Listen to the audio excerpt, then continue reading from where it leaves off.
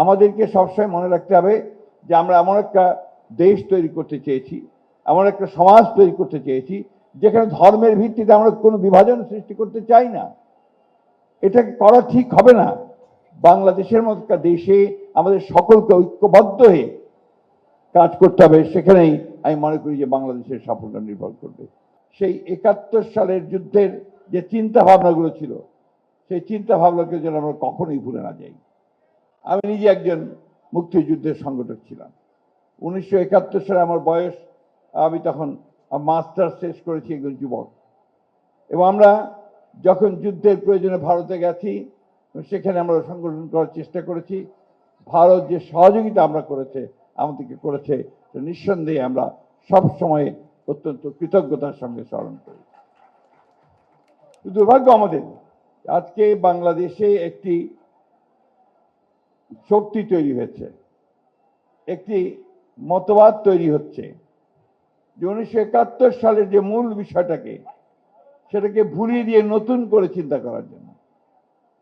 আমরা কখনোই ২৪-এর যে ছাত্র গণঅভ্যুত্থান, ফ্যাসিস্টদের বিরুদ্ধে যে লড়াই, এই লড়াইকে কখনো খাটো করে দেখি না। বরঞ্চ আমরা মনে করি এই সংগ্রাম, এই লড়াইটা ছিল বাংলাদেশে আপামর জনসাধারণের লড়াই। সুতরাং এখানে কাউকে বিচ্ছিন্ন করে আলাদা করে দেখার কোনো সুযোগ নেই।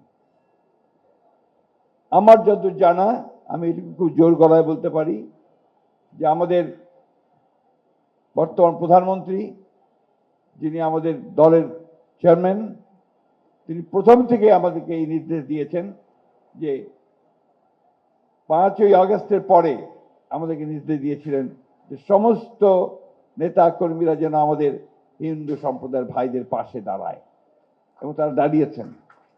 আমরা এটাকে আলাদা করে দেখতে চাই না, কখনোই চাইনি।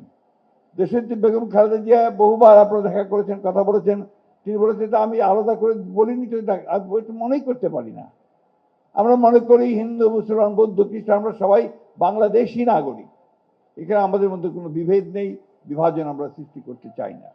আছে কিছু সংখ্যক লোক আছে যারা বিভাজন সৃষ্টি করে তারা নিজেদের স্বার্থ হাসিল করতে চায়, আমরা সেই বিভাজন সৃষ্টি করতে চাই না। আমার সবসময় মনে হয় যে জাতি যখন একটা সংকটের মধ্যে পড়ে, তখন অতীতে ১৯৭১ সালে আমরা সেই প্রমাণ দিয়েছি।